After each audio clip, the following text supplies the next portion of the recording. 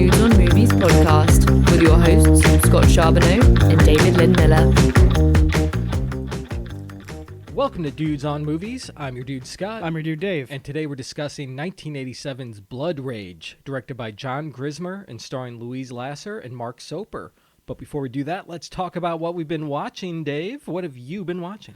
I saw the 2024 Palme d'Or winning Anora. Ooh, I've been wanting to. Yeah, with Mikey Madison. Yeah.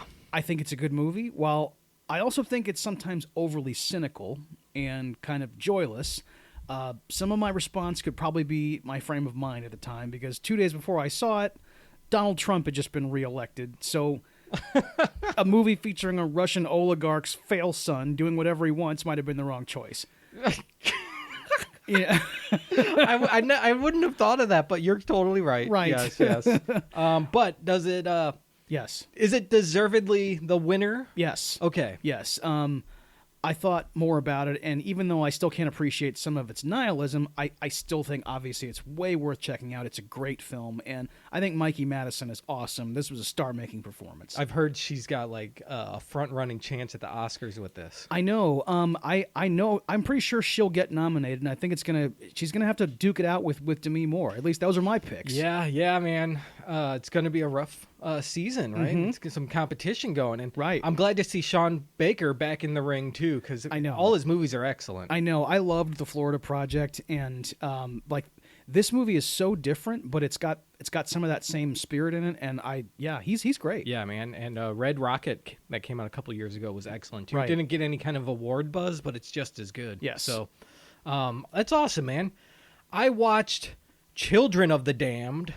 Oh, the sequel to our prior episode, Village of the Damned. It was on that double DVD set that I got from the library. Yep. I was like, let's check this out. It came out 4 years after the Village of the Damned, which we both loved. And I'm going to say it's not as good, and it's basically almost like a remake of it. It really has nothing to do with any of the events from the first movie. Okay. It feels like you could watch it without knowing anything about this first one. We follow the kids as they're already like 10 years old, mm-hmm. and they're around the world, and it deals a lot more with like the geopolitical stuff that they had in the first one. Like, how are these nations going to handle this? So they try to get them all together to figure out something, and then, the kids do their power thing and want to be left alone. Okay. And, what are we going to do? Are we going to have to kill them? Are we going to have to do this? And it gets more into that. And they have a lot more sympathy for the children in this one, which I know you wish the original one had. Yes.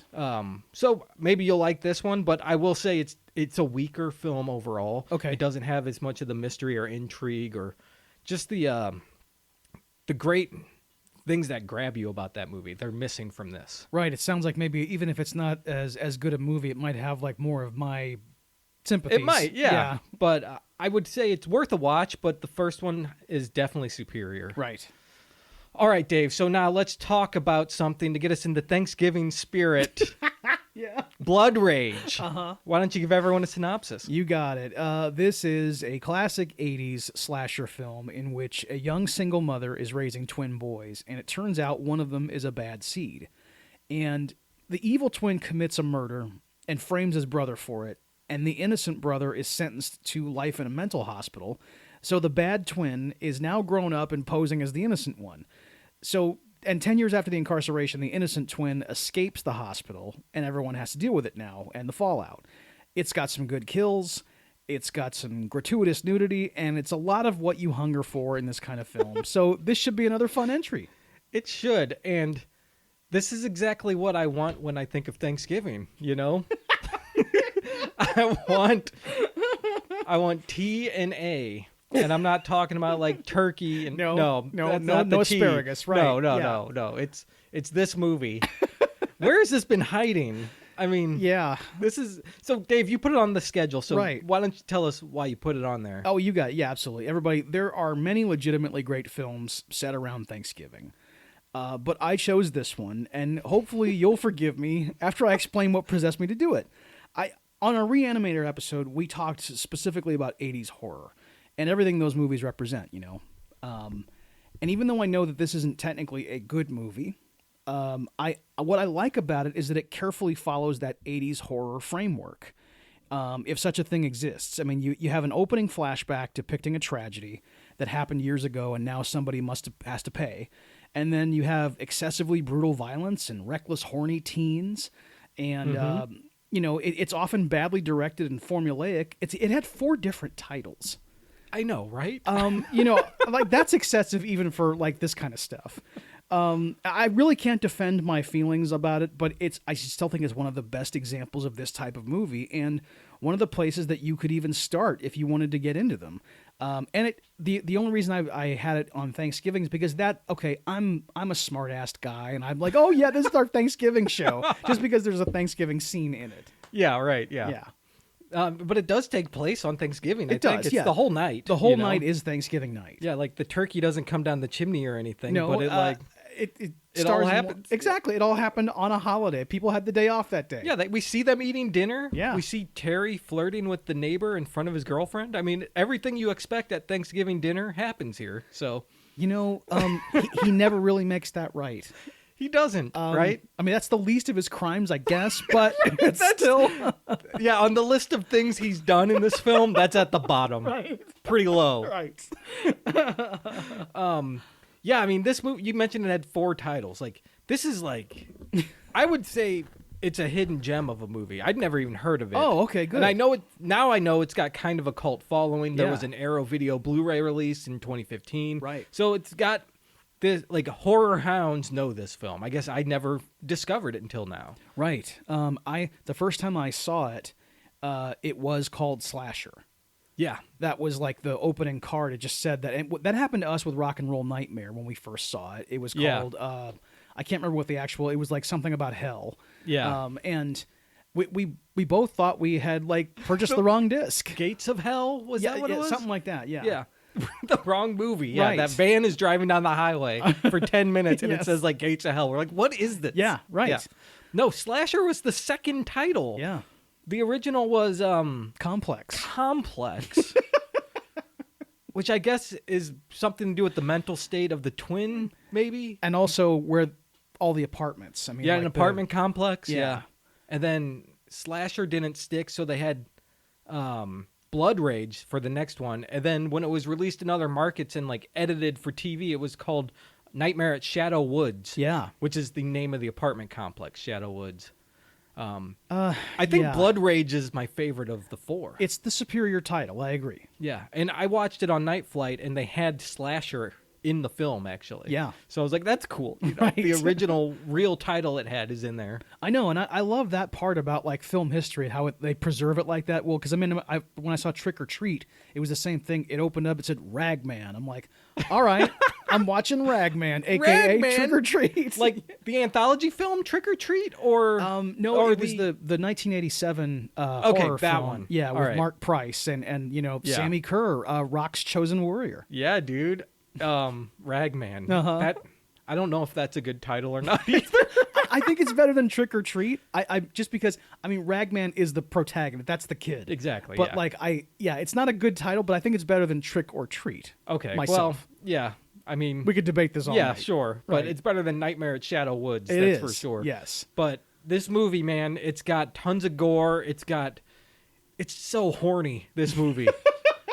There's so much gratuitous sex and nudity. Yes. It's insane. I know. And it really doesn't beat around the bush. It gets right into it with everything we talked about. Yeah.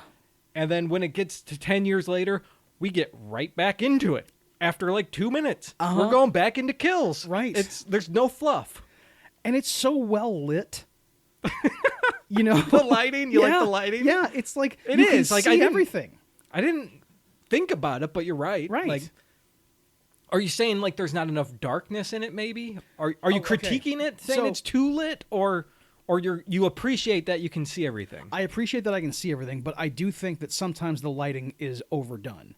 It looks like a set, Right. Like, yeah, There's one thing. I mean, this is some of the weirdest direction I've ever seen overall in this movie. But like, Yes. when they cut to that dinner scene and we pan over each person's face, the camera is like way too close to the actors' faces, and the lighting is unflattering. yeah. If I was acting in this movie, I'd be pissed because nobody looks good, at least in this scene. That dinner scene doesn't look that great overall. Like the way the camera is set up, it's kind of this high shot coming down the long side of the table. Yep. Like from the head of the table up high towards the kitchen where there's like there's like the bar stool area. Yeah. With the opening. There's that counter. The counter there where she has like the warm rolls, you know? Yep. It just doesn't look that great, you know? Yeah, well, the shot, the way it's composed. Well, I don't think the shot looks great, and just the set doesn't look good. Well, Maybe that's intentionally. It's trying to look like a 1970 apartment. I mean, which is what it was. Well, yeah, and unfortunately, that. I mean, we've all been in many places that looked a lot like this. Yes. My mom's kitchen looked like this when I was a kid. Exactly, you know? with the brown shutters. I mean. Many houses, yellow cabinets. Oh my God! Yeah. Everybody who didn't have wood paneling on their walls would instead use beige and light yellow. Sometimes some burnt orange thrown in. Burnt orange was a very popular color. Yep. I think I've mentioned butternut on the show before. Yeah. The olive drab. My grandma had like this wood carved couch, but the cushions were this dark brown. Oh, sure. And the buttons were like that burnt orange. It's like, what the heck am I sitting on? Actually, I'm getting a little nostalgic now. Right, I'm in a basement with a pool table. Yeah, you know? that It was sounds awesome. all right at the moment. It was great, actually. Yeah. But that's how this movie looks. Yes. And I do appreciate it, but yeah, I do agree. It's not the best directed film. It's not the best acted film. Certainly not. But there's a lot to appreciate here as far as the genre goes. Yes. And we start out, it's Jacksonville, 1974. Oh, yeah. And we're at this drive-in movie theater. Yeah, we see people like driving in and getting to the popcorn stand, and then that synthwave score hits. Yes. Oh, man, and I'm like, I'm going to the movies, man. Dude, I know. Like, I am, anytime I hear a synthesizer score, I mean, I'm just, like, in the right mood right then and there. And just like the pumping bass line with it. Yeah. Yeah, man. So we follow this guy. He's getting the popcorn. He goes into the bathroom, and there's a guy selling condoms out of his like trench coat. Right. And that's Ted Raimi, apparently. I couldn't believe I found out it was Ted Raimi. Yeah. And he's got them just hanging there like they're drugs. And he sells them to people in this bathroom. I've never encountered a condom salesman in the bathroom before. Me neither. I mean, maybe that was something that happened back here in Jacksonville in 1974. That sounds like a Florida panhandle thing. Yeah, that's it's true. a Florida thing. Yeah. Right. So yeah, we follow this guy, and he goes out to the cars, and we see like there's just like babes smoking on the hood of their Trans Ams. Yes, I'm like, I dude, know. can I come to this party? It looks like a good time. It does. It looks great, man. And everyone's in their cars getting frisky, and you know, we cut to Maddie, played by Louise Lasser. She's the mother of the twins in this film. Yes. And she's in the car with a guy, and they're making out in the front seat, and the twins are sleeping in the back. And she's all worried, like, maybe we shouldn't do this. You know, I'm worried about the kids. And Right. of course, the guy's like, no, it's fine. Yeah, it's Let's this do it. sleazy guy that Yeah. she's with, and we kind of realize that it's like not her husband, and she's a single mother. And, Yeah. You know, Yeah. And she keeps like checking on the boys, but he can't. No, I'm not concerned with that. Can't stop. I Right. mean, Woody Allen gave you up. You're mine now. So That's the whole thing with like Louise Lasser's career is that like when you go back and watch Bananas and Take the Money and Run and everything Yeah. you always want to know about sex we're afraid to ask, it's not this.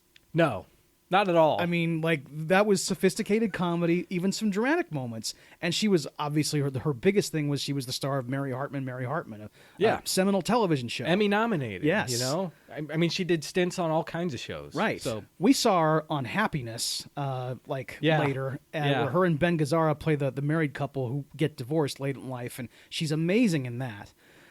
This movie probably isn't up to like her talent level. no, it's a very strange performance. That too, yes. And the performance itself isn't all that great. I said Right. earlier, it's not a well-acted movie. Even this highly regarded actress can't really do much with this. Right, because it's weirdly written on top of being weirdly acted. And I would argue she's not given a whole lot to do for most of the movie. Right. And the scene she does get to shine in, I think she's pretty good. Like, especially the ending, she does pretty good with that. Yeah. And, I mean, but, like, when she meets Todd at the hospital here in a moment, like, like that whole scene is real weird. We'll get into that, I guess, in a moment. But yeah. like, I just don't like the performances in those scenes. I mean, it's just ridiculous. Agreed. But anyway, we're here. We're making out at the movie theater, the drive-in theater, Dave. Yeah. And these kids see their mother macking on this guy, and they're like, let's get out of here. Right. So they sneak out the back of this, I don't know, family truckster they're in. Exactly, yes. And, you know, immediately one of the kids, which is Terry, we find out, he finds a hatchet in the back of this truck and just grabs it, and the synth score kicks in, you know, like, oh no, not a hatchet. And he walks over to the guy we were following earlier, like the guy buying condoms and popcorn. He's in the car just banging some chick in the front seat, you know. This movie theater is just full of open windows and butt cheeks, man. Dude, and that's the thing about it. Like, you're having a quickie in your car at the drive-in, but he took off all his clothes. You know what I mean? And they're laying across the front seat. Yeah, I mean, I don't get, why would you get fully nude, like, for this? Right, yeah. You pull the pants down, Right. she pulls the skirt up. Right. That's what you do. I mean, they're both completely buck naked. It's like, what the fuck? Yeah, I have no idea. Oh, but yeah. This car is wide, apparently. they're completely laid out. That's true, right? But anyway, Terry sticks his head in this driver's side window and just stares at this guy. And he looks up and he's like, get the hell out of here. And Terry just stays right there, like smiling at him. Oh, man, talk about a creepy kid. It's man. chilling, I know. And what he does is he just grabs that hatchet, brings it up, and swings it and hits this dude right in the face. Yep. Right in the eye socket. And, like, is it the first blow that, like, fully drives the hatchet into his head, or is that, like, the killing stroke? I'm not sure. He hits him a couple times in the face. Right, he and slashes him it a seems like couple he's still times. alive, Yes. you know, like, for most of it. And then afterwards, when we see him, like, laying there, Right. he has a huge, like, gash through his orbital socket, you Yeah. know? Like, it's a really good gore effect. Yeah. Like, you can see where it went in, and it's deep. Right. Man, it's good. Because when he first brings the axe down, one of the kind of freeze frames, just so you can see all the gore, is like the axe actually in the head, and him just like going, you know? right, and, yeah. I mean, oh man, and that he extracts the axe and then just brings it down like 6 more times. Oh, man. Because it's like through the eye. Yeah. Like it's up on your eyebrow, like cutting through that bone and your eyeball and like your cheekbone. Like, Yeah. It's like a horrible spot to get hit. I mean, yes, of all the places I don't want an axe, that's the top. There's a couple, man, and he's completely naked, so maybe he got lucky. So yeah, this could have been way uglier, dude. That's true, man. We don't get any of that in this film, thankfully. Right. But man, this kid has just murdered this guy. So the girl's screaming and like people are screaming. Yep. And Todd, the other twin, is just kind of standing there in shock, like not doing anything. Right. He's completely frozen. So what Terry does is like rub blood all over Todd's face and hands, and then puts the hatchet into Todd's hands and starts screaming, "Mom, Mommy, Mommy, help me. Todd did this." And we don't see what the Jacksonville police did when they came to this scene, but on the evidence we have, they really botched this investigation. Yes, they did. Because holy shit. Like, the bloody prints should be there on the axe still from when Terry had the axe. Mm-hmm. And surely someone else saw what was going down. I know that they're twins and you can't really tell them apart, but they were wearing different clothing. And the one kid who they're blaming it on has blood that was obviously just rubbed on his face. The other kid is covered in blood from when he was bringing the axe down nonstop. Yeah, horrible police skills here. Yeah. I mean, maybe they're just caught up in the emotion and just like, well, this is obviously what happened, you know? Sure. You know, we talked recently about how law enforcement or judges are always like, of course, that's naturally what happened. Oh, you know, yes. like natural. It has to be that. Of course. Of course it is. Did you Naturally. investigate scientifically? No. You're just assuming that makes sense. Uh-huh. Right. That's what they did here. So I guess it turns out Todd went to this insane asylum for the rest of his life. Yes. 10 years later, we catch up with him. Yeah, we catch up 10 years later, and, like, yeah, this is that scene you mentioned, you alluded to earlier, and like this is another part of that weird direction. Yeah. Because this clinical breakdown at the hospital is totally out of place.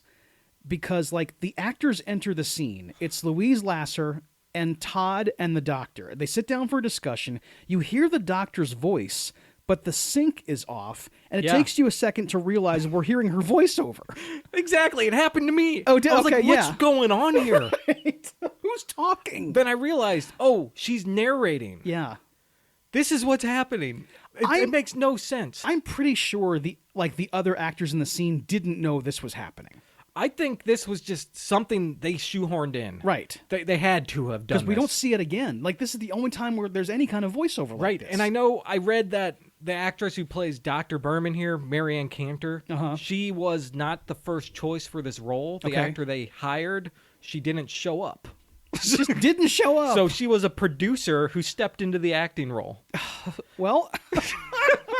So that explains some of the level of acting here. Oh my gosh. Yeah. But I think it also explains just how haphazard it seems. Like, well, I guess we got to just throw this lady in this scene now. And how are we going to explain anything? Let's make a voiceover. I don't know. Yeah. This is, like a shoestring production like this. And like the producer has to step in because no other actor was available. Right. And I do appreciate like the tenacity. Like, we got to do the movie. We got to do something. And they do it. And I'm not going to say they do a bad job at acting. Like, she's believable. It's passable, right? Yeah, sure. But she doesn't seem like a professional actor, that's for sure. Exactly, yes. So, I mean, and the scene goes on for like a couple minutes with this voiceover about his, like, I don't know, his symptoms and like his progress he's made, and how today, 10 years to the day, he's like, yes, snapped out of it and has revealed that Terry actually did it.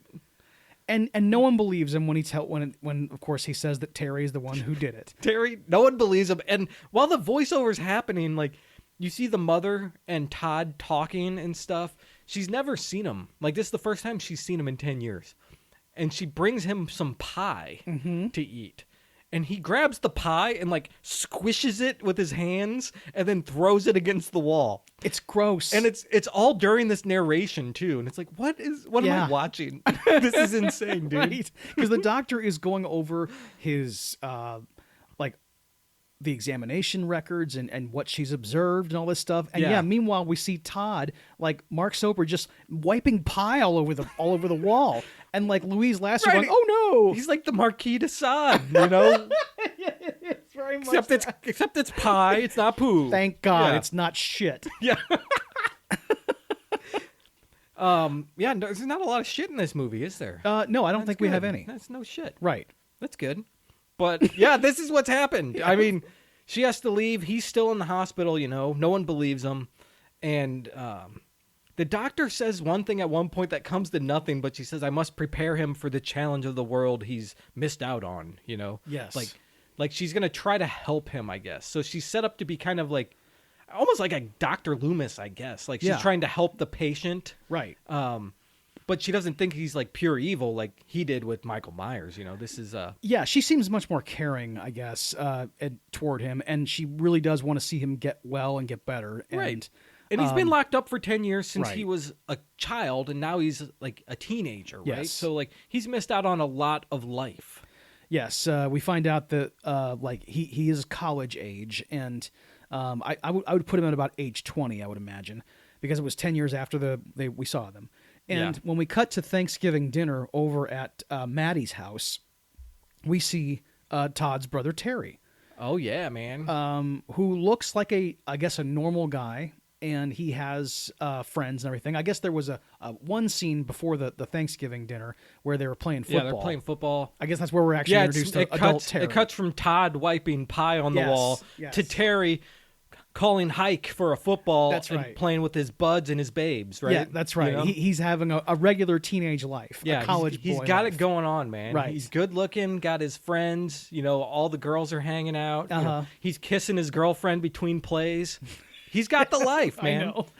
And then the new neighbor walks up and introduces herself, and she's a babe. You know, this guy's got what you want. And I think that's might be where he first, even before the dinner, he already kind of like looks at the neighbor, like right in front of Karen, his girlfriend. Yeah. He just got done kissing her, and he's like already just like, oh, check why it don't you out. play football with us? Right. Yeah. Yeah, and I think she says, like, I don't know how to play or I don't know anybody. And he's like, oh, come on, you know. Sure. Like, forget about Karen. Come on and play with us. Right. But yeah, we have now Thanksgiving, and like the neighbor has been invited to the Thanksgiving dinner. Right, because they're new. The Yeah. mom and the daughter are there. Right. So it's it's Mark and the neighbors and Maddie's like I guess her fiance. Oh, you mean Terry. Mark Soper. Did I say You who said did I you say? called him Mark. So, Oh, I'm sorry. yeah. Yes, yeah, Terry. Terry's there. Yes. Mark Soper plays both Terry and Todd, everybody, Yes. just to get that out here. He plays the twins. Right. So, yeah, they're there, and his mom, Maddie, Louise Lasser, makes an announcement that she's going to get married to Brad. I guess her boyfriend now. He's going to be the new patriarch of this family. Right. And when this announcement happens, it kind of triggers Terry. We get like a close-up of his face, and the synth score kind of kicks in. And you're like, oh, no, he's mad. And this is the only time I don't like the synth score, because sometimes it's a little too loud. Yeah. And it obscures some of the dialogue. Because, yeah, I like that it signifies him, like you said, being triggered, like he's activated. Yeah. But it's just that, like, it's a little...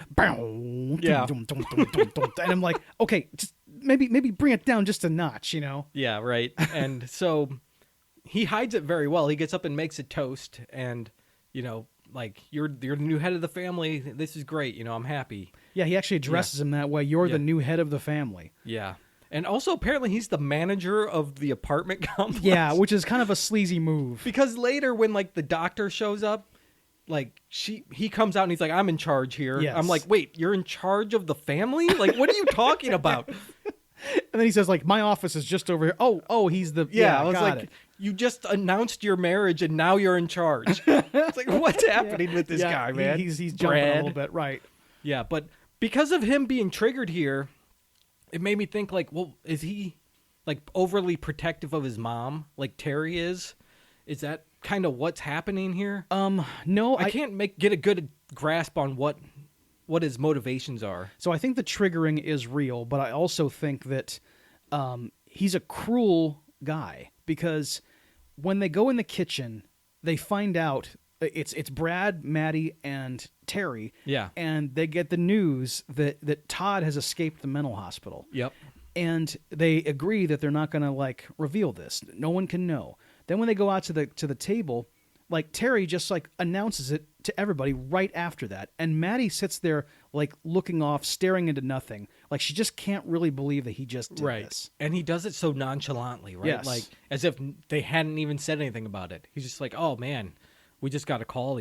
Todd's on the loose, you know? Right. Like, he just says it casually. Yeah. He's a real bastard. Yeah, he is. He sucks. Yes. And then we see, like, Brad and Maddie go up to the bedroom because she's crying. She's upset, you know. Her other son is out of the hospital on the loose. And apparently he's a killer. And, you know, is he going to come here? Like, she's worried about him because he's her son, but also he's dangerous. Yeah. So, of course, Brad tries to make out with her while she's doing this. Putting the moves on her, like, as she's... Twice! I mean, oh my God. After she says, I'm sorry, I'm not feeling it right now, Right. maybe later. Okay, I'm going to try again.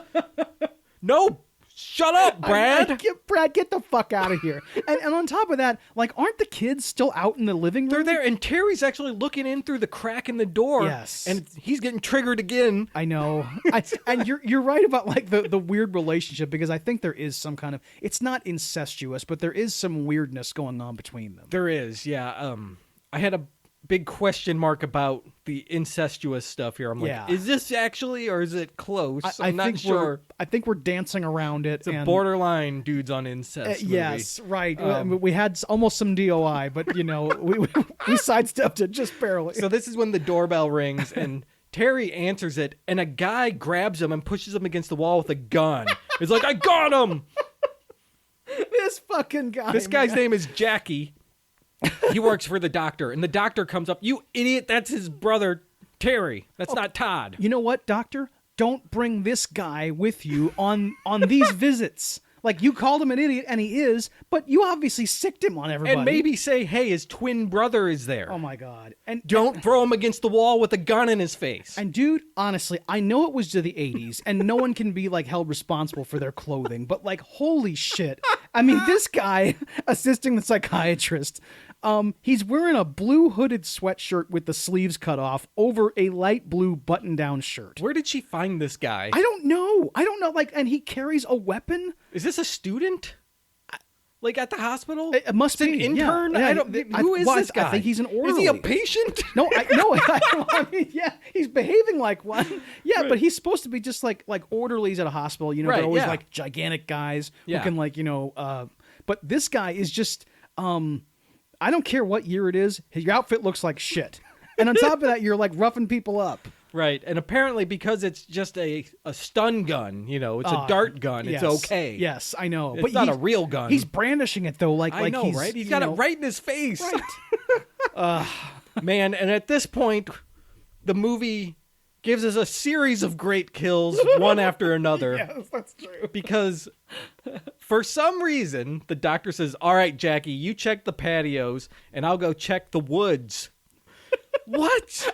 And we know as an audience, all right, there's going to be a couple kills here. There's got to be, right? But man, oh man, I don't think you're prepared for 3 in a row. Yeah. Tic-tac-toe. Like this is, and they're all great. I mean, when Brad reasons that he might be hiding on one of the patios, I thought, why would he hide on patios? I know, right? Because the patios in this apartment complex are literally just a concrete slab outside of an Arcadia door. Yeah, that's all it is. There's no hiding place. No. It's just, yeah. You can there in the light on the porch. You're in the light, exactly. The woods make sense. Right. But, man, so Brad goes back to his office, and Terry is there now. He's grabbed a machete at this point, and he's on the patio at Brad's office. I love how Brad's office has a patio. Yeah, that's right. Which is weird. I guess it's because, like, I remember... like when I was my first apartment, my landlord lived in the unit. You know? I think a lot did. Yeah. So that must be Brad's place. Okay. Yeah. But Terry shows up like on the back porch by the door, and Brad's sitting there drinking an Old Style once again on the show. Old Style coming back. I mean, there's always some little link between episodes, right? And it's weird too because this was filmed in Jacksonville. So it right, wasn't, it's not Chicago. Right. I mean, but they Milwaukee. This is Jacksonville. Right. They somehow had Old Style. And my wife and I looked it up, and yeah, it turns out they did try to take it national for a minute. Okay. Yeah. Yeah. But yeah, he's there. He sees Terry. Terry taps on the window like, hey, Brad. Mm-hmm. Right. And he walks in, and Brad's like, oh, well, look what the cat brought in. And then Terry brings up the machete and swipes at him, cuts off his hand, while still holding the Old Style. Dude.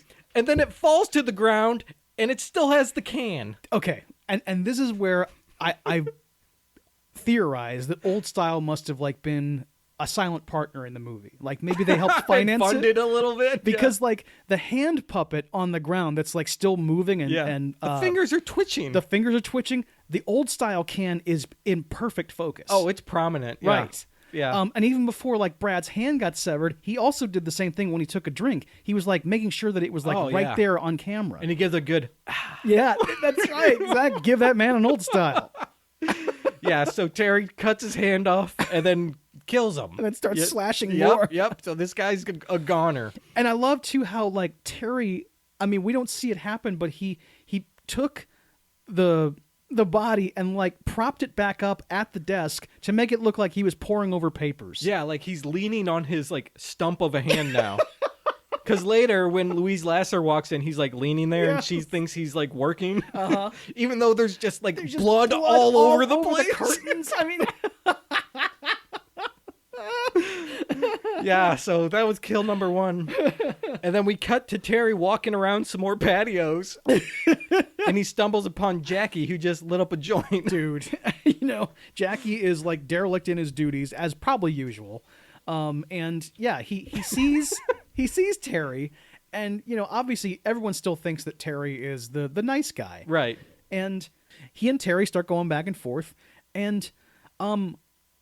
Terry takes the joint. You want to hit? Yeah. Yeah. And so Dr. Berman told me to relax, so I'm relaxing. And this is one of my favorite kills because of some weird acting in it. Okay, yeah. So when Terry stabs Jackie clutches Terry with his left hand on one shoulder and his other hand around the back of Terry's neck. And Jackie's facial expression and movements make it look like he's climaxing while being screwed instead of being stabbed to death. I'm going to post a still of this on social media. And he's doing his O face. Yes, he is. Yeah. Very much so. Yeah. I want everybody to be the judge of this. Am I wrong? Because it looks for all the world like he is in sexual ecstasy at the moment. Yeah, it does. And what's great is before Mark even kills me, walks up to him and he's holding the machete behind his back like he's got a bouquet of flowers he's going to surprise him with. Right. It's totally obvious he's hiding something there. His arm is behind his back, full on. Yep. And then what I love best about the kill is we get it cuts to behind Terry and we see the blade penetrating out of his back. Yeah. It's pretty cool. Mm-hmm. The gore in this movie is excellent. Oh, the effects are great. And you can tell they're slightly cheap. They're not like a Rob Bottin level effect or something, right. But they're really good and effective. Yes. And that blade just goes through, and you see Terry also plunging in deeper at one point too. It's awesome. I know. Yeah, and Terry is just really feeling himself now. I mean, this is just 2 kills in the last 5 minutes. I haven't killed in 10 years, man. Yeah, he as far as we know, awakened, right? Yeah. I take it he hasn't killed since the first one. Probably not. Yeah, and he's been he's done a great job of hiding it, and he probably has to just because he knows that I have to keep up this act at least until. My brother is of a certain age, and they just kind of put him in the dungeon or the mental hospital and forget about it. Then I can go do my thing. Right, exactly. Yeah. So he gets to do his thing again here real quick. We cut to the doctor who decided to walk through the woods. Uh-huh. And we get a POV shot, the camera rushing at her, she's being attacked.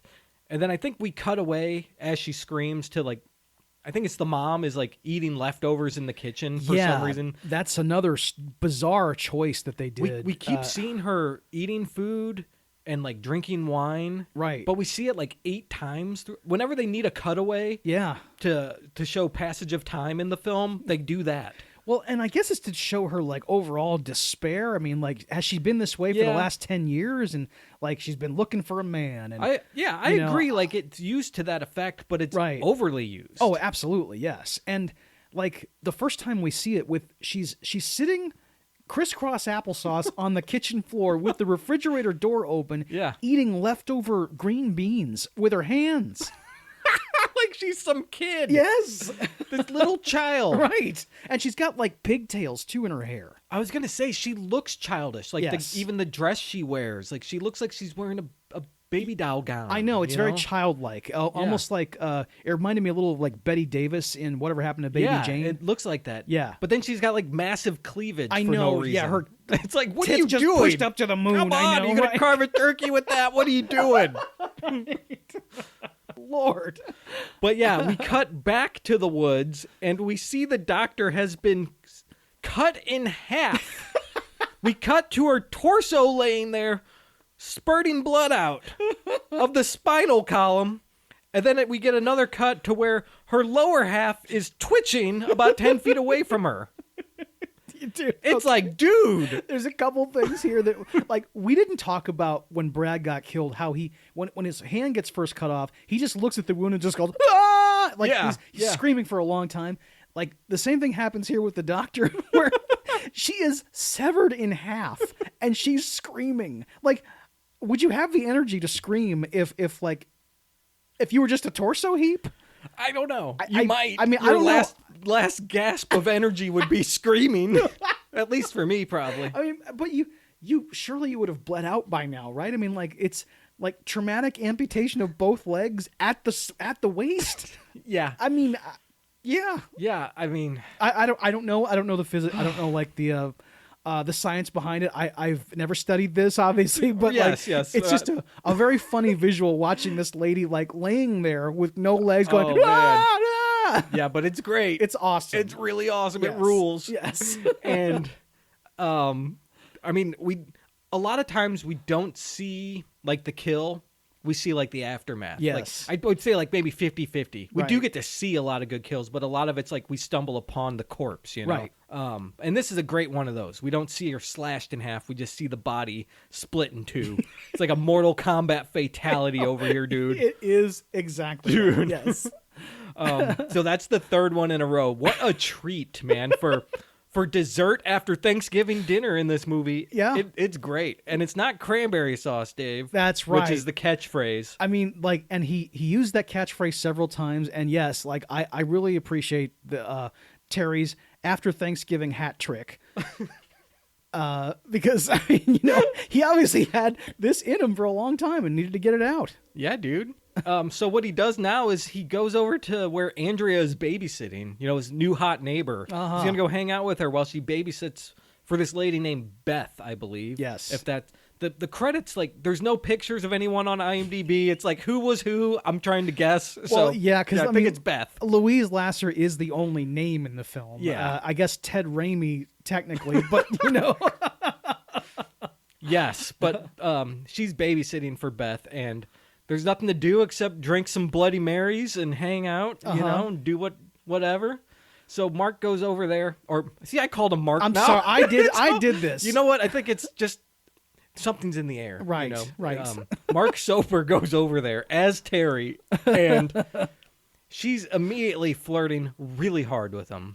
Yes, and he is either not taking her signals or he's like deciding he doesn't like her. I mean, and she's getting pissed. Yeah, because she sits down on the couch. Like, he doesn't drink, he says, after Right. she offers him a drink. And she's like, okay. And then they go to sit on the couch. And she, like, takes off her jean jacket and is just, like, wearing almost nothing under it. And is like, he says, what do you major in? And she goes, I major in partying. And then she tries to kiss him immediately. And he like, says, well, what's on the tube? And, like, turns on the TV immediately. Is he avoiding sex because he's with Karen? Because it doesn't feel like that matters too much to him with the way he was flirting with her. Right. Does like sex trigger him? Because he saw his mom like making out at the beginning and people having sex at the beginning and committed a murder. Yeah. And like, I don't know. Is he avoiding it because of that? I don't know. Well, yeah, I mean, it's hard to say. We do know he has a strange relationship with sex, you know, probably because of his first kill. Yeah. And I guess we hinted at the incestuous undertone. That could have been part of it, too. Maybe that's part of it, too. Right. But yeah, I mean, or is he just a good boyfriend, you know? And he's like, I'm with Karen, please. Come on, Andrea. I mean, yes. I guess he could like claim that. But he was actually like giving Andrea the eye, right, like, when they get the football game. Because remember when she and even she at the walked dinner up, table, I know, like she's sitting there with no bra on. He's like obviously like paying a lot of attention to her. Yeah. I mean, he's not a good guy, and I'm he's not gonna doing give it him right that. in front of Karen at the dinner table Yes. too. She's like looking at him like, "Are you serious right now? Right. You're acting like this?" Yeah. Yeah. I'm gonna go with he's just crazy. Yeah, me too. Right. He's a messed up guy. Right. So nothing happens here. The baby they leave because Beth and Bill come home. Bill is her date. This like guy, nerdy man. accountant Yeah. guy. At this point, I think Todd shows up, right? Yeah. Todd shows up. He's at the apartment, and Karen stumbles upon Todd and thinks it's Terry. Yes. And immediately says, "You need to do me." I need you to make love to me. Yeah. What? Well, and she gives a big speech, though, about how like she doesn't feel as close to him anymore, and they don't talk as much, and she needs him to make love to her right now. Right. So I don't think she really planned it too much. Not enough to where she made a change, you know, not like Beth does later. Oh, that's true. Right. Yes, that's right. Into something more comfortable. Man, Bill missed out. Bill, yes. I mean, good Lord. He had no idea what he was in for. Exactly. Either way, Right. he had no idea what was coming to him. But yes, apparently it's Todd. And Right. the guy is just like, I'm Todd, you know. And she freaks out kind of like, oh, wow. Hi, Todd. I gotta go. Bye. Yep, right. See ya. Right. Nice to meet ya. And that's the right move. It is, I right? mean, yeah, she thinks that like what she's been told that Todd killed people. What does he say to her? because she says, make love to me. And he goes, well, I've never kissed a girl before. That's and right. she's like, oh, well, it's good. You should try it. See ya. Bye. It's good. You should try it. Yeah, that's awesome. And then she runs away and she finds her friends Greg and Artie, who were two of the guys playing football earlier, these like jock guys, right? Yes. And they're just major assholes, I right? know. These guys are like the dudes you don't want to be around. And even though the movie was released in 1987, it was shot in 1983. I can't find out why. I I know. looked for it. I did too. I could not find out why it sat on a shelf for 4 years. The only reason I bring this up is because, like, not that I'm like a big scholar of 80s styles or whatever, but like these hairdos that Greg and Artie have are like definitely like 70s holdovers. Yeah. And I mean, people had feathered hair back then, obviously, but like it looks very much like a Scott Baio hairdo. Yeah. Whereas if it was 1987, these guys would be a little floppier. Agreed. You know. Completely. Yeah. Yeah. I was wondering the same thing. Because when I was watching it, I was like, this is 87. I know, this does not look like I was like, 1987. really? Right. And then at the end of the credits, it says copyright 1983. And I go, oh, that explains it. There you it know? is. Right, exactly. Yes. And it explains even like what Terry was wearing at Thanksgiving dinner. Like he's wearing a button-down shirt with the collar popped, and his red necktie is hanging down loosely knotted. It didn't look like he was in 1987. I know that. It was like an Elvis Costello from the late 70s. Yeah, dude. Yeah, What exactly. yeah. Yeah. It's such a weird thing that it was held for so long. I know, and that we can't have, and that there's no explanation for it. I mean, I guess when a movie goes through 4 different titles. Yeah, and the old style money runs out. You know, yeah, who the hell knows? who knows? But man, it definitely looks like that. And Right. so she finds Artie and Greg, these 70s guys, and says like, hey, I just ran into Todd. Because they're all aware now that Todd's on the loose. They've all been told, right? And so they're like, all right, let's go get him, right? I think Artie goes to get him and comes back immediately. I don't know why they had a scene like that. I know, right? And I guess they needed it so that Greg could try to put the moves on Karen. Man, I mean, he just like goes right for it. She tells him that Dude. she's feeling weird and scared about it, and he's listening to her, but then he just starts trying to like kiss her neck. Yeah, and she's kind of just like, stop. Right. What are you doing? Yeah.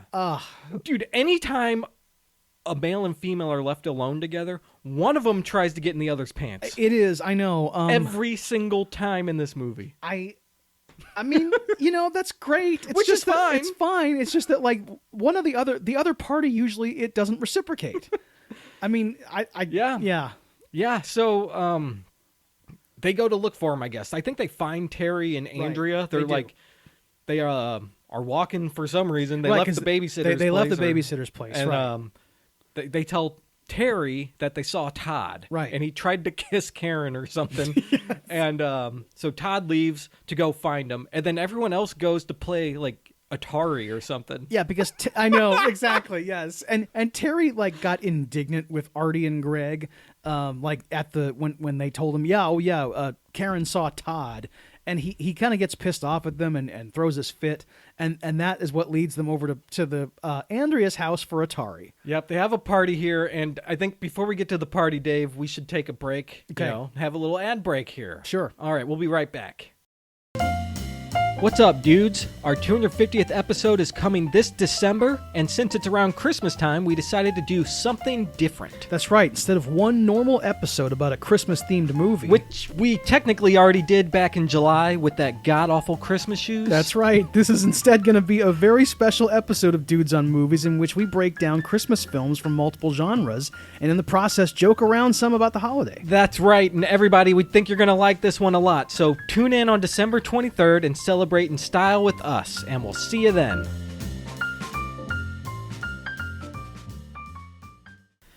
Dave, we're getting closer to January, and you know what that means, don't you? Yes, I do. It's everyone's favorite time of year, Dudes on Demand. That's right. Every January, we ask for your help, everybody, because our recording schedule is made up of only listener requests. That means you guys program the show. Yes, and we'd like to get an early start this year. We'll be promoting this on our social media accounts. So if you have a movie you want us to review, please respond to us on those posts or email us at dudesonmovies@gmail.com. That's right, and we always love doing this so much, so please send us your requests, and as always, thank you so much for listening.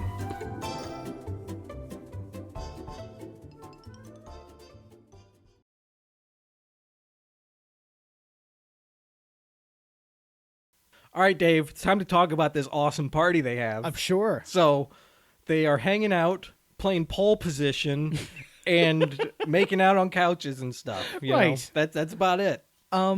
Yeah, and at one point, I think Andrea says something to the guys are playing the video game. She says, "Boy, I remember back in the day when guys used to be horny all the time." I guess she really wants one of them, Artie or Greg. I'll take either. One of the two, right. So then Greg hears what she just said. He puts the controller down. He just walks right over to the couch. Karen comes over and takes over his turn. Right. And, we see Andrea and Greg go to the hallway. Yep, they leave. They're not on the couch anymore. They disappear. Right.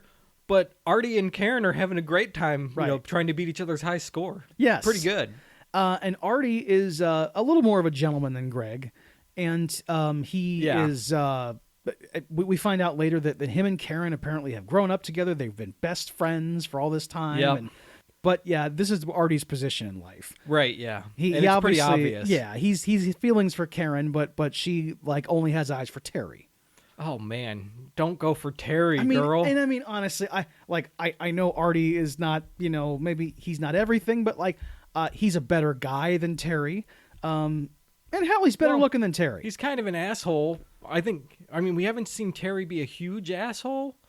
Oh, we have. Oh, yeah, you're right. Yeah. He's been a really big asshole. Exactly. Even apart from his kills, he's a total dick. He's flirting with other women in front of his girlfriend. And he's punching his friends and he's pushing people down. Yeah, that guy sucks. He's chopping off people's arms. Yes. Yeah, this guy sucks. Right. Artie's the one to go with. Right. But yeah. They look around, they're like, where'd they go? And they hear a scream from the other room. And they're like, what the hell was that? And they go and check. And they see Andrea's laying on the bed with her face all bloody and disgusting, and they freak out. And then Greg jumps out of the closet and is like, boo! And apparently they put makeup on each other to look like they were dead. And they wanted to scare them. And this makeup job is Yes! pretty good for having just whatever resources they had in this reminded me bedroom. of summer school when I know. Chainsaw makes all that stuff in class, and it's like, oh wow, where'd they get this from? I know those Rick Baker level effects that they had. At least those guys were obsessed with movie special effects and gore makers. It had been established. This is just some babe who likes to play tennis. I mean, and it's not. Is it her house? It is her house. I think it's her apartment. Yeah, now. that's right. Yeah. Okay. So Artie and Karen are pissed and they leave. Right. And so they split up here. And I think at one point Terry tells his mom that Todd's on the loose or something. Right. I don't know. Or he's here. We found him. But we can't find the doctor. I think he's trying to set up that Todd's here and he's doing damage. Right. Right. And at some point, Todd goes in the apartment.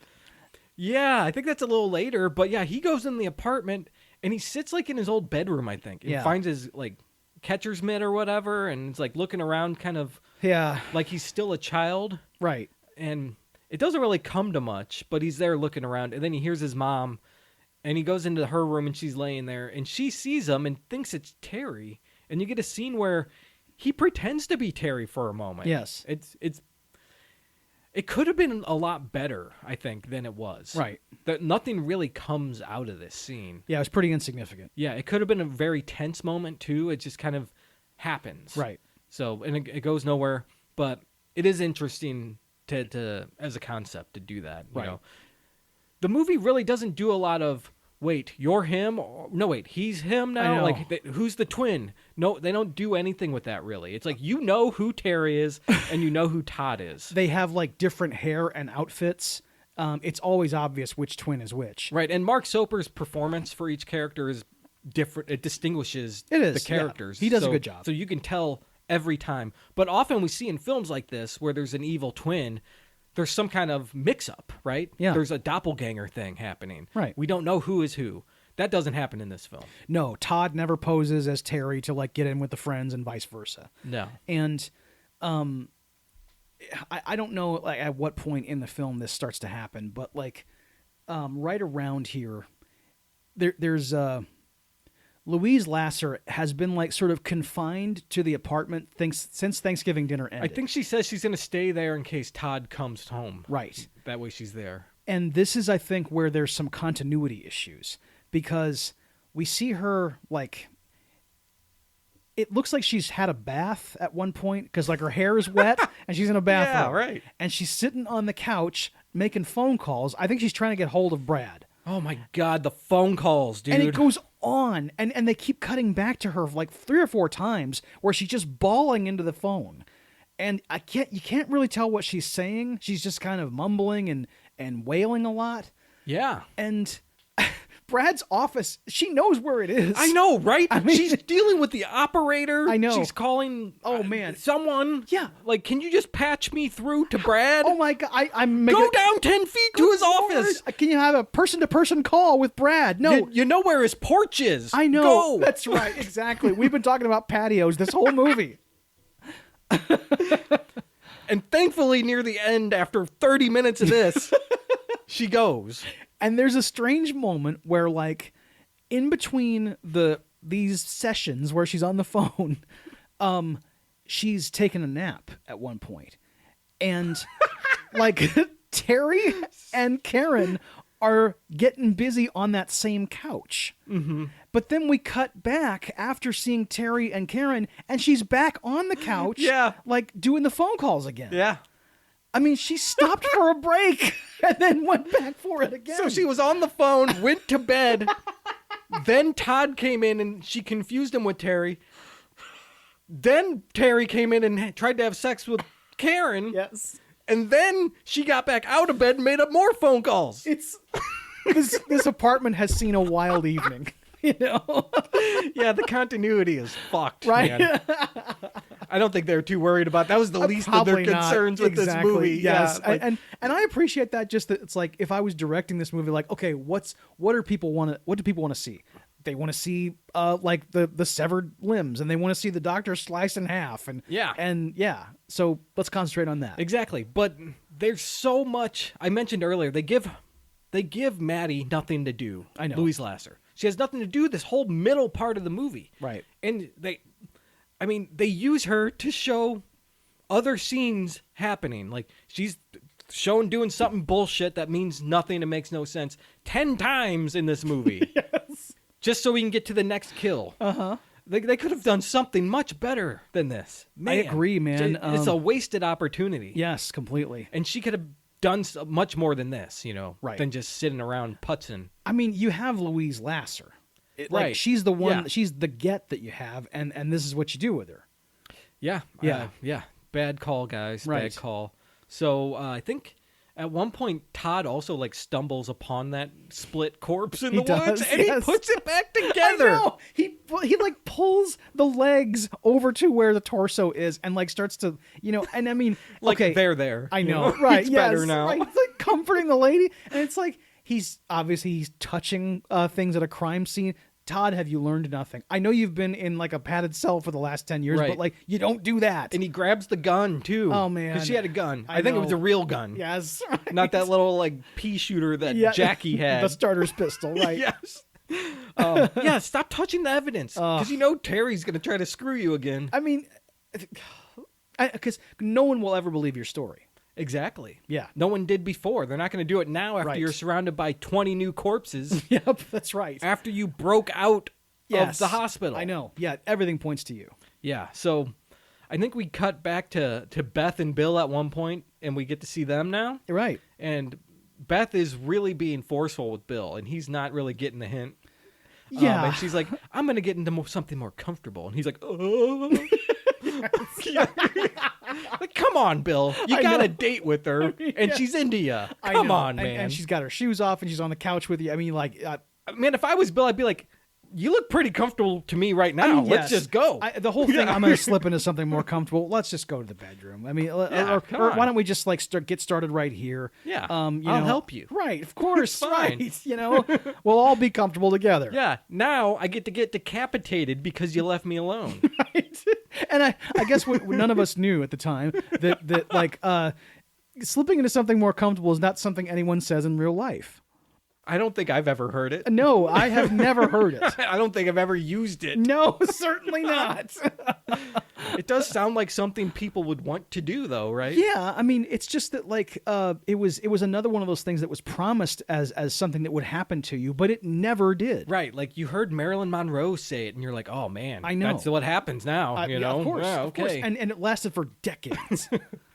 So there's a knock at the door while Beth is in the bedroom, and Bill goes to answer the door, and he sees it's Mark. So he opens the door, and it's Terry. It's not Mark.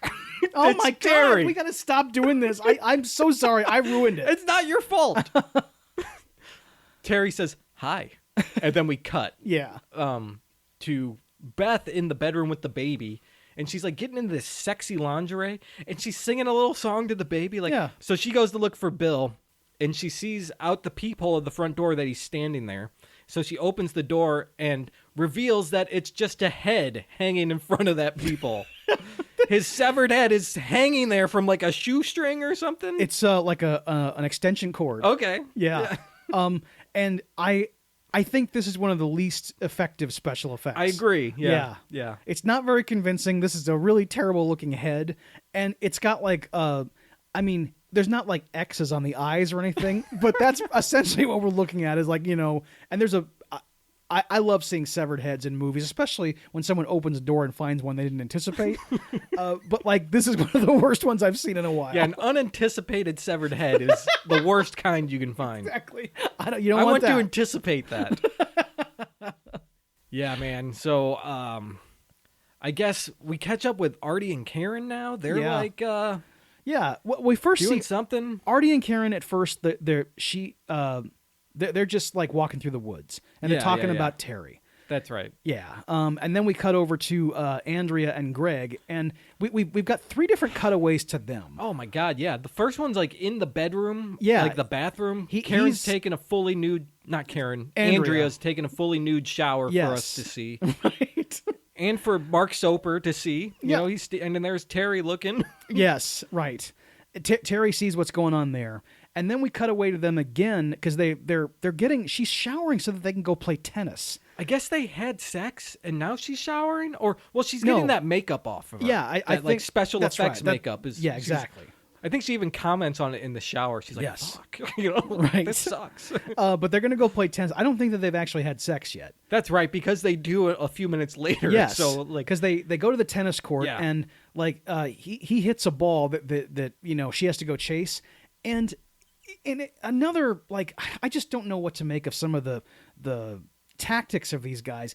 He decides, Greg, to just lay down on the court to relax while she goes and chases the ball.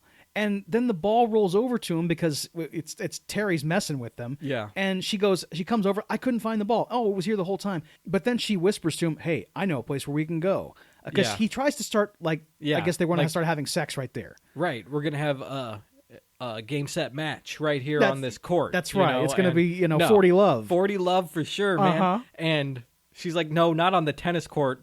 Let's do it on a diving board.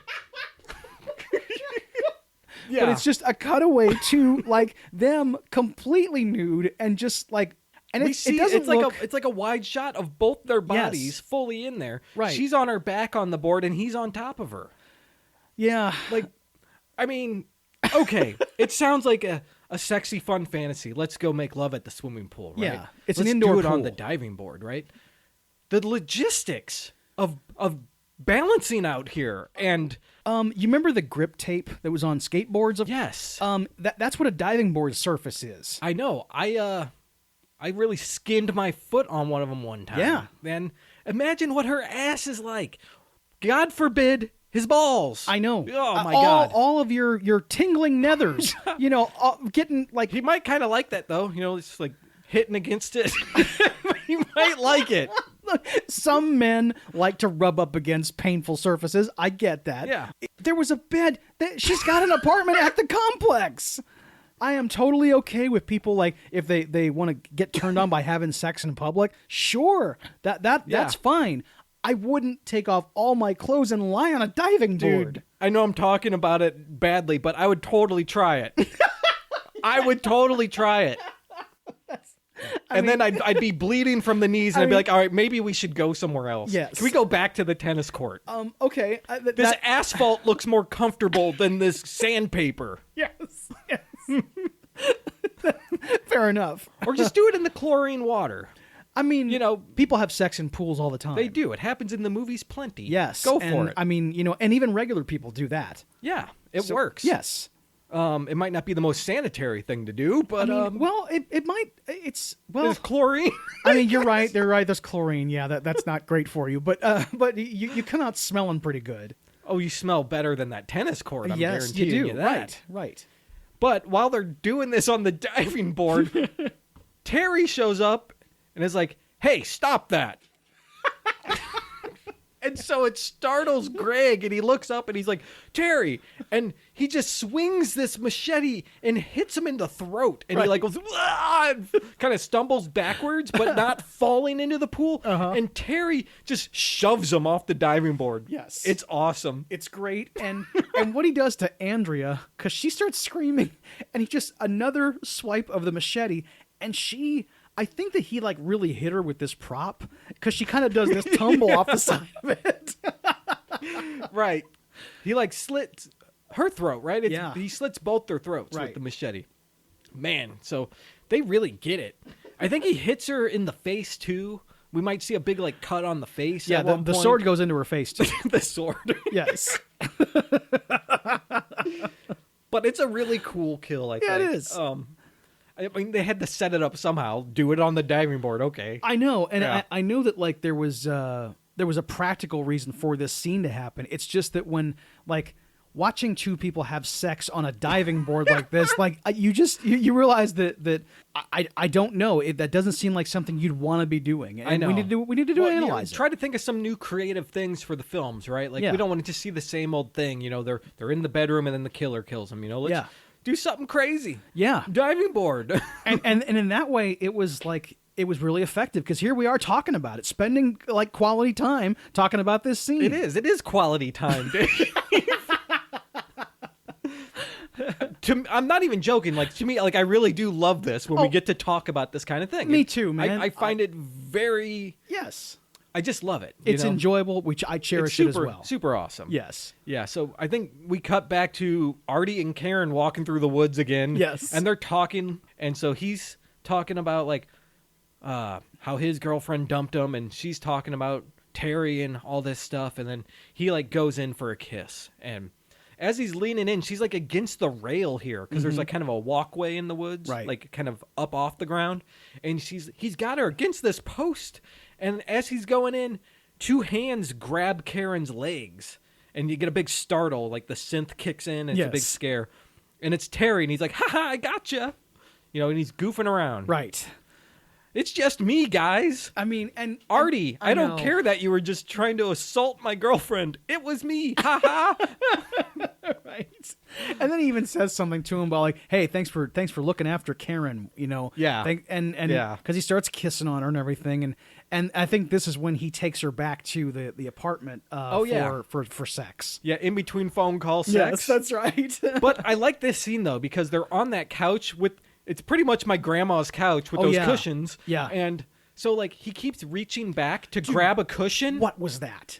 Like, I think it's a fake out. You think he's going to grab the machete or something. I really like that. He keeps doing it. I know. Like, I would not move any of these cushions. No, they all look pretty comfortable, actually. Yes. But he's reaching back to move the cushions out of the way. But it looks like he's reaching behind his back to grab a weapon or something. I see. So you think that this was like... It's a fake out for the audience. Okay, like, I didn't realize that. Because he's reaching back under the cushions, and it looks like he's grabbing for something. But he's just grabbing the cushion to move it. And he does it like 3 or 4 times. He moves every cushion. And I'm like, all right, well, when's he grabbing the knife, Yeah. But he never does. See, I was just getting annoyed that he kept grabbing cushions. I missed the point entirely. So you felt none of the tension? No, I didn't. Okay. Yeah, man, right. I really messed I thought it was one of the most effective uses in the film. Holy shit. We see different movies. I don't think we are. I mean, that's so crazy. It's fine. We just notice different things. Yeah, no. You're thinking, Terry, you suck at sex. Which is true. Yes, it is. Right. But yeah, I guess, do they actually have sex? I think they did. I think he closed the deal. Okay. And like that kind of, because he had to do it so that Karen wouldn't suspect him of anything. And he kind of like, okay, I can do this, and then, she'll feel normal and all that stuff, and then I can go on, with the rest. I can somehow eliminate Todd now. That's what he has to do. Yeah, because we catch up with Todd now, and he finds Artie in his car. He's in the back seat, and he pops up with that gun, and it's like, hey, Artie, do my bidding, basically. Exactly. You're now my prisoner. Oh, shit, you're Terry's crazy brother. Yes, right. Pretty good. Yeah. I'll do whatever you say. Yeah. Yeah, and at one point, too, while Todd was wandering the grounds, he came across this little girl who had lost her cat. And like she's like calling for it and everything, and he tells her, hey, listen, there's a bad man out here. You have to go to your house right now and lock the door. And if somebody knocks, I don't care who it is, you don't open that door. She goes, yes, sir. And she goes and then she does it. Yeah. And she comes back into play later, which I like. Right. And I like what she says. We'll get there when we get there. But, right.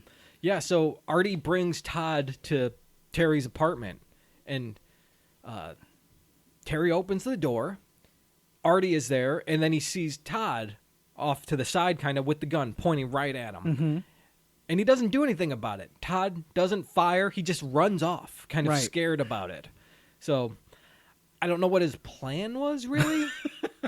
Do you have any idea what was trying to be accomplished with this? I don't know what he was planning to do because he's got a hostage, but like to what end? Right. And he knows Terry has the upper hand. Yeah. Maybe he's trying to bait him out. Like, all right, if I can get him out in the open, maybe I can get witnesses to see what he's doing or something. Well, I think his only hope is to kill Terry and take over his life. Oh, yeah, there you go. Yeah. Become Terry? Yeah. That would suck. I mean, it would. But but you'd be a Terry 2.0. I mean, he'd be new and improved. He'd be nice. I mean, yeah. And he's maladjusted. And I think people might catch on to it eventually. Right, because he's been locked in a padded room for 10 years straight during his most formative years. Yes. And he's now missing, and the other one's dead. They'd figured, oh my God, he killed his brother. They would figure it out pretty quickly. I guess that's true. Yeah.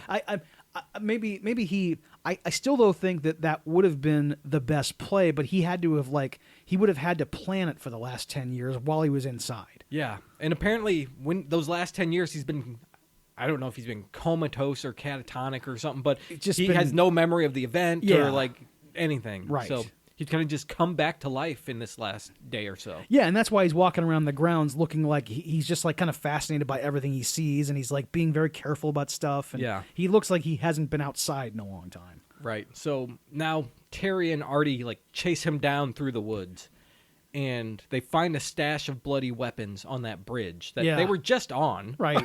I know. And it's like it's Terry's bag of tricks right there out in the open. Yeah. So Artie starts like grabbing the weapons, and so does Terry. Yes. And they're like looking at him like, oh no, it's Todd's weapons. I know. Right. And then this is where we get the famous line again. He says, that's not cranberry sauce, Artie. It's not cranberry sauce. Yeah. And then he stabs him in the neck with this turkey fork. And both prongs are like going into the jugular. And he's got him like behind the back, and he's going, ah. And dude, I this is one of my favorite kills because I love how like overjoyed Terry looks while he's doing this. He's like got like Artie by the neck, and he's just jamming that knife, and he's all smiles, just like yeah, you know. Yes, Mark Soper, his performance, I think it's good, but it is like an all over the place type performance. Sometimes he's not good. It's in other scenes it's like good dramatic type stuff, like not great amazing stuff, but it passes, right? Sometimes it doesn't pass, but then there's other times where he's just like, this guy's off the rails, man, and he's loving it. Yeah, like I think he's great in this role. And in this particular moment, I mean, he's just like, we're probably just seeing Mark Soper having a good time with special effects. Yeah, I'm making a great horror movie. Right? Hey. Yeah. See you in 4 years.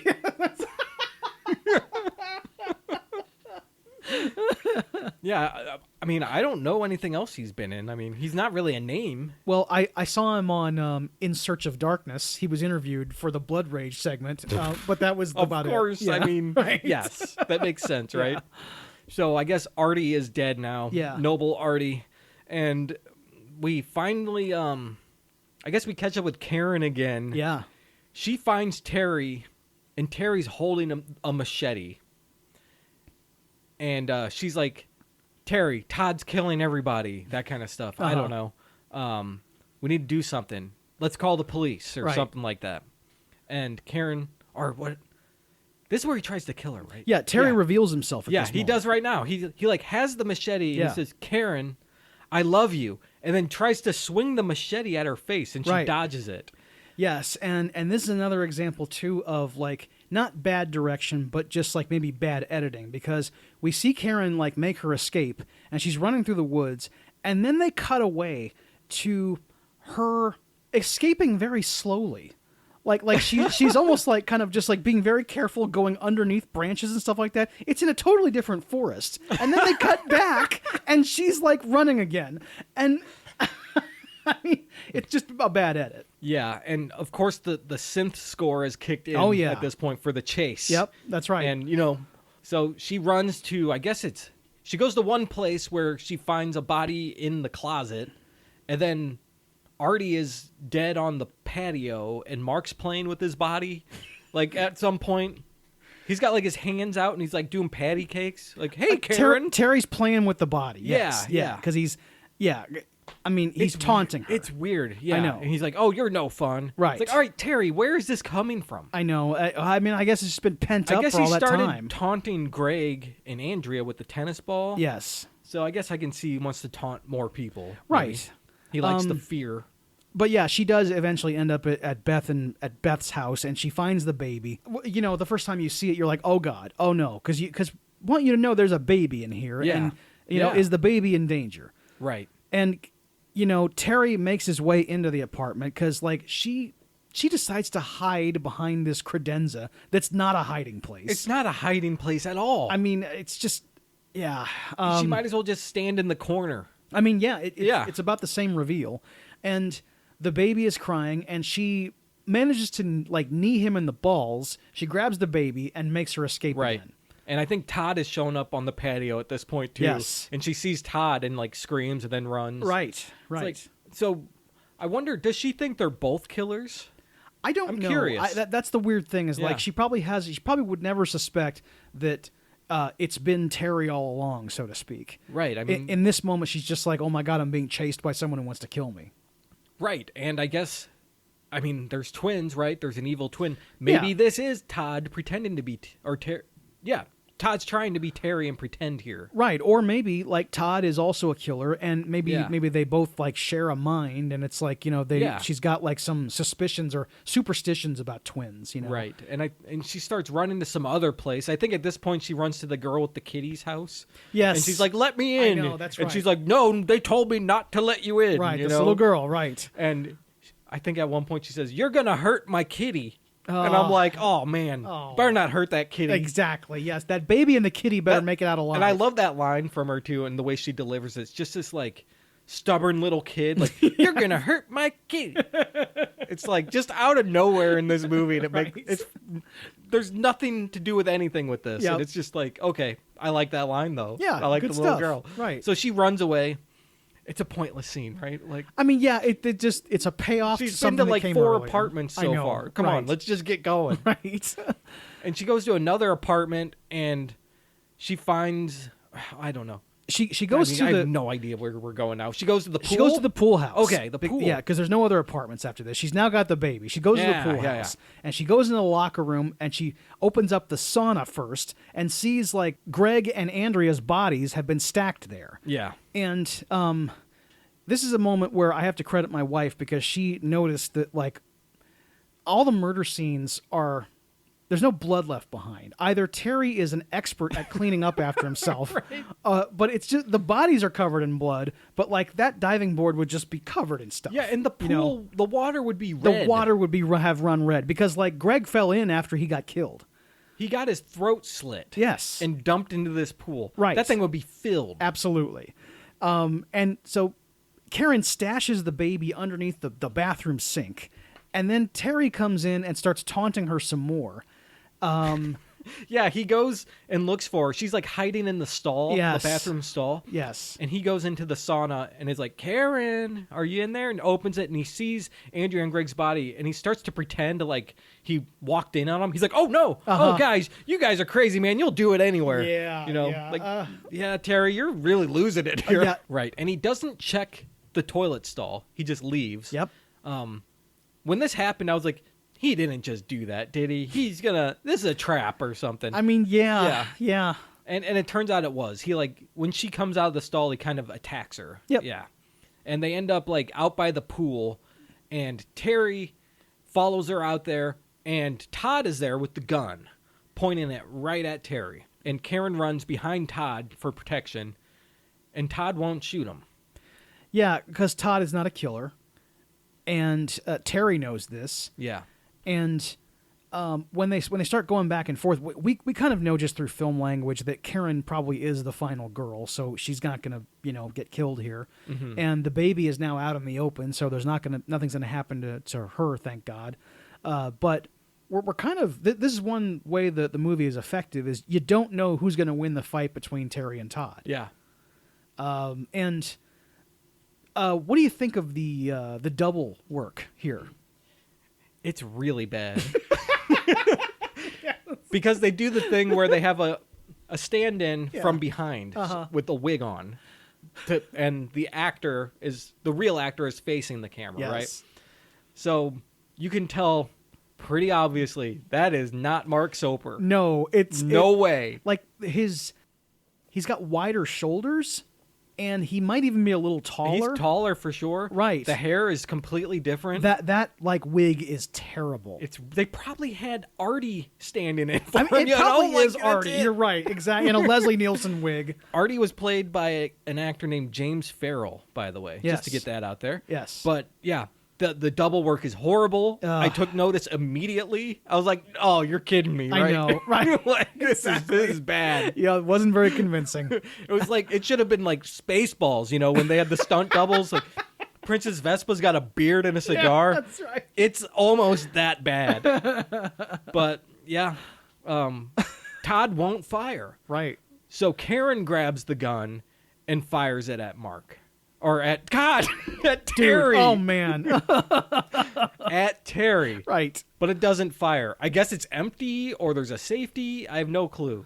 Yeah, they don't really establish why the gun doesn't work. Yeah. So Terry grabs it. Right. And now he has the upper hand. And I think he starts like a fist fight with Todd. Is that what happens? Okay. At this point, I don't remember because something else happened that I felt was a little more significant as far as the final confrontations. Because here we are at the end of the movie. What everyone knows is the final climactic battle. And when Maddie walks in, yeah, it's an important moment, right? I mean, she's encountering her two boys for the first time together in 10 years. And she knows what's happened because she saw the aftermath of Brad. She had gone to his apartment and saw him, in there. She starts screaming. And dude, one thing about Brad real quick. Yeah. Sorry.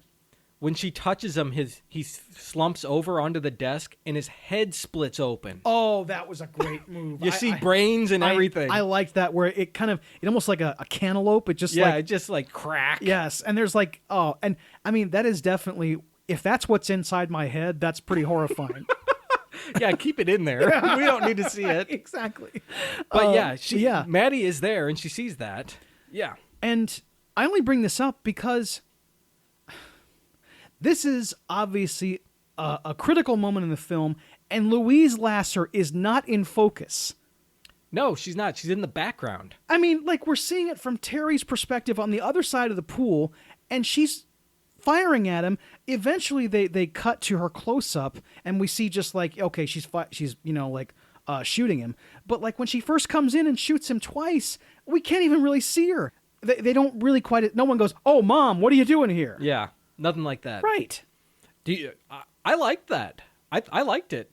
I thought it was unusual. That's why I liked it. It is unusual, I'll give it that. But I found it just... I don't know that it was intentionally like this is an effect we're doing. This is like an artful shot we're making. Absolutely right? not. The camera's behind... Because Terry and Todd were fighting in the pool at one point. And then Todd climbs out by the diving board and Terry climbs out on the other side. Yes. And the camera is placed kind of behind Terry where he got out. So we're seeing across the pool, and in the distance is Todd now climbing out, and Karen's over there. And we see Maddie walk in slowly through the door in the distance. Yep. And it's unbroken, the whole shot. Right. And then she fires at Terry a couple times. And then we get some cuts, and he falls in the pool dead. Yes. But I thought it was cool. I liked how slow it was, and I liked I did like the out of focusness of it. I knew it was Maddie. Okay.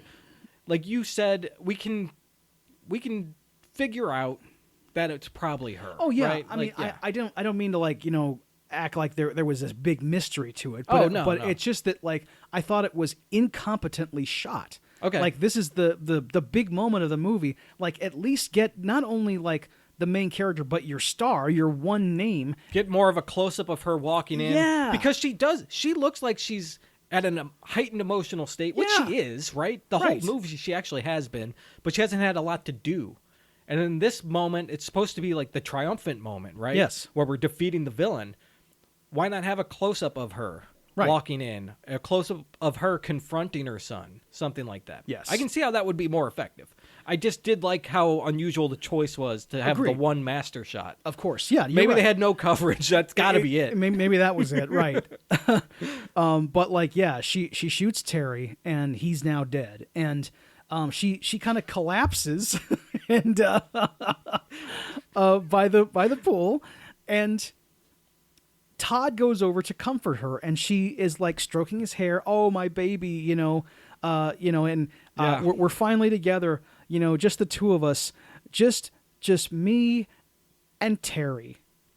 No Todd. Yeah. She thinks that she killed Todd. Yep. And Oof. yeah, it's a gut punch for Todd and for the audience too. Yeah. Because we thought, oh man, she did the right thing. Yeah, No, she wanted to kill the other one. right. And Todd then gets up and he's like, I'm Todd.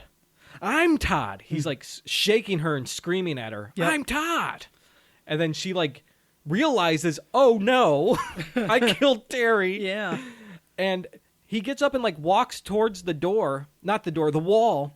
And she's still sitting there kind of like, oh no, what have I done? She keeps yelling, no, no, no. And he's like almost banging his head against the wall, screaming, I'm Todd. And then the mom starts yelling, I'm Todd, which I thought was an odd choice. Yeah, that was bizarre. Yeah, because she is messed up, man. Right. She's not right either. And the two of them screaming "I'm Todd," like not quite in unison. It's like one after the other. Yeah. And they're overlapping a little bit, but it's just this cacophony of "I'm Todd, I'm Todd." Yeah. Like I'm Spartacus almost. Right. Yeah, it reminded me of almost Red Rum. Oh, yeah, very much, Just yeah. how when Danny starts just screaming that. Yep. It was kind of almost the same cadence and rhythm. Yes. With the two of them like saying that interspersed with each other. And then as she's yelling that on the ground, she grabs that gun and points it towards her head. Ugh. And then fires. We get a bang. We don't see it, but we get the bang, and then we see blood on the ground. And do we see her head get shot? I don't remember. I don't it. think we do. No. But then we see the gun fall to the ground, and it's at the pool. So there's like water there Yeah. on the ground, and it's all like red blood kind of running through the water. I thought that was a really cool shot of the gun. Yes. Yeah. And Todd just looks on in horror, like, oh my God, she just killed herself. And Karen is standing there holding the baby, and she's like, I'm out of here. Yeah. She leaves. Right. And we get a close-up of Todd's face just frozen in shock. And then the screen freezes, and that's the end of the film. Well, we hear sirens first. Oh, you do Yeah. hear sirens, and you also hear the synthesizer Yes, that's true. Yeah. Right. kicks in. Yeah. But we know that like Todd is not going to be able to tell this story. He's got to either run or he's going to spend the rest of his life in prison, probably. I guess. I mean, Karen is there to corroborate. I guess But she could. I don't think that Karen's going to defend him. Karen, that's curious, because Karen's actions at the end of the film indicate that she trusted Todd. She went behind him while he had the gun out, right? Okay, that's true. So yeah.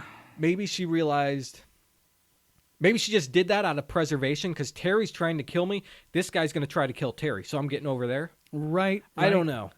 I mean, yeah, it's going to take a while to sort it out, especially when she's the only witness to what's going on. I mean, oh my gosh, yeah, and I mean, I guess there's no one else knows unless they do forensics. Who which killed, we know they can't down in Jacksonville, exactly. Florida. Yeah, not in 1987. Oh, sorry, 83. Well, in 74 they did a bad job. That's so true. Maybe in 83 they do a better job. Yeah, maybe things had gotten a little better, but by then. Maybe Dexter transfers up there for a bit. That's true. Right, exactly. 6-year-old Dexter. Yeah. Yeah, but this isn't going to end well for Todd. And I mean, it's not ending well for anyone. No. Karen's, it's not good for her. It's not good for that baby, I'll tell you that much. That baby's without a mother and without Bill. And all she's got is, without Bill. Dang it. Yeah, exactly. He's a rich sugar daddy. That's right. I'll tell you what, though. Bill would take damn good care of that kid. I agree. He seems like a decent fellow, but he's just a guy. He seems like a dork. I know. Yeah. He's a dork with money, and and he's an easy target. Yeah, that's what he is. Yes. Right. So, I mean, the screen goes black. We get the synthesizer, and we get the credits are in red, bold red lettering. Yeah. Pretty good. Yeah. Blood Rage, everybody. Whew. Oh, baby. Happy Thanksgiving. Yes. When Dave put this on the schedule, I was like, oh, he put it in November on accident. I think he meant October. Yeah. He was like, no, dude, it's Thanksgiving. Yeah. I had to explain myself because it was just why? Yeah. I mean, you didn't exactly grill me why the hell are you doing this? But it was kind of you had thought that I'd made a mistake. Dave makes no mistakes. Right, remember that, people. There you go. Well, right? I thought it was funny too because we just did horror month, and then both you and I threw on 2 scary movies in November. I know. We're like, let's just keep going. Right. Let's keep doing it. Yeah, right. Oh man. So do you have anything else? Just to say, guys, I talked about it on Reanimator, and I think I mentioned it even in this episode again. I just have become obsessed with In Search of Darkness. Because I found out through their Instagram that a 90s version is coming pretty soon. Oh, wow. I can't wait for it. I am going to sit down and watch another 15-hour documentary about horror films, and even the ones I haven't seen, I just want to hear cool people talk about them. They're the greatest. Yeah. Because the people who make long form like that love it. Yes. They do it out of pure passion. Yes. There's not a huge financial gain out of that. There's some, right? There's got to be that kind of thing behind it, but the people involved, they want to talk about these horror movies. Yeah. They want to document this. They want to share it. And that's what makes them so awesome. And I'm always sitting there going, I know that I am pretty knowledgeable about cinema, and so are you. And then I encounter people who know as much as I know about certain cinema, as they know that much about this. Yeah. They know everything there is to know about every 80s horror movie. Yeah. And they have the same knowledge I have, but they're a little bit above my level because they've got this other trash stuff too, and they can talk intelligently about it and make you want to see this stuff. Right. And I try to think fandom like that. I try not to gatekeep stuff, Right. I think it can happen sometimes involuntarily to anybody. Yes. But I appreciate that they might not know jack shit about what I know, but they know all that stuff. Right. Or even if it's something I don't love a lot, like people who are obsessed with Marvel and all that stuff. Yes. They know so much stuff about those movies and everything about it and all the other kind of tertiary genre stuff with that. I couldn't tell you that much about it. So there is some kind of merit to that. Even if it's something I don't appreciate, I do love that people have that same passion for that kind of stuff. Yes, because if they can, their passion is coming through. That's what's getting you. Yeah, dude. And man, the passion comes through on this movie. That's for sure, yeah, Dave. That's right, dude. Would you recommend it? Yes, everybody. I would recommend Blood Rage, and I'd recommend you subscribe to Night Flight as I have before. Yeah, please, everybody. $4.99 a month. Can't beat it. And you get a free trial for a week if you want to test it out. There you go. I'm hooked. That's for sure. Right. I would totally recommend this too. It was a total surprise. I'm kind of mad Dave kept it from me for all these years. Yeah, right. It finally came. Yeah, it's finally here. But yeah, you got to watch this if you love the genre. It's way up there. It's awesome, man. Mm-hmm. So That wraps things up. If you like what you heard, please subscribe to our show anywhere you get your podcasts, and also rate it and review it. And most of all, share it. That gets more dudes listening to the dudes. And you go to dudesonmovies.com and find anything you need right there. Yep, and we're on Facebook, Blue Sky, TikTok, and Instagram. Look for Dudes on Movies, and our email address is dudesonmovies@gmail.com. That's right. And Dave, we have a question of the week. What is the question of the week? What are movies you like but still make fun of? There's plenty. I know that. So hit us up and let us know. And stay tuned next week when we discuss 2013's Her, directed by Spike Jonze and starring Joaquin Phoenix, Amy Adams, and Scarlett Johansson. So until next week, I'm your dude Scott. I'm your dude Dave. And we'll see you next time.